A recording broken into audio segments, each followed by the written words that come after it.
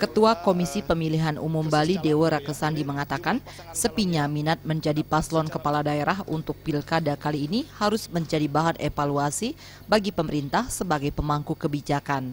Selaku Ketua KPU Bali, Dewa Rakesandi mengaku heran terhadap fenomena sepinya peminat pilkada.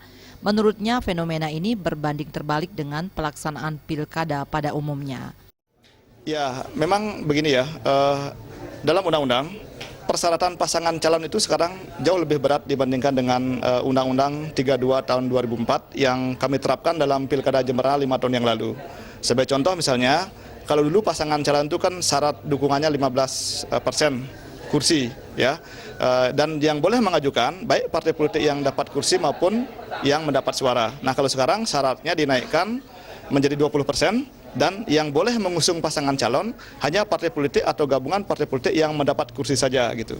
Belum lagi kalau kita berbicara syarat calon perseorangan ini juga dinaikkan sebesar 3,5% gitu.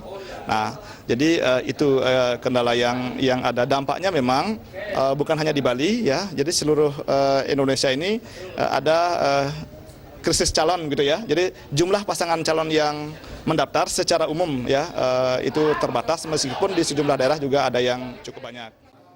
Parpol yang berhak mengajukan calon harus memiliki 20% kursi di Dewan, padahal dalam pilkada sebelumnya hanya 15%. Menurutnya syarat ini terbilang berat, terlebih bagi calon individu. Hal ini membuat konstelasi politik hanya terkonsentrasi pada beberapa calon. Kompetisi pun akan berlangsung sengit karena partai akan berkoalisi untuk memenuhi syarat itu. Ditambahkan fenomena ini bisa saja menjadi indikasi adanya krisis kepercayaan partai politik dan masyarakat terhadap perhelatan pilkada. Rati Anggoro dan Artaye, Bali TV.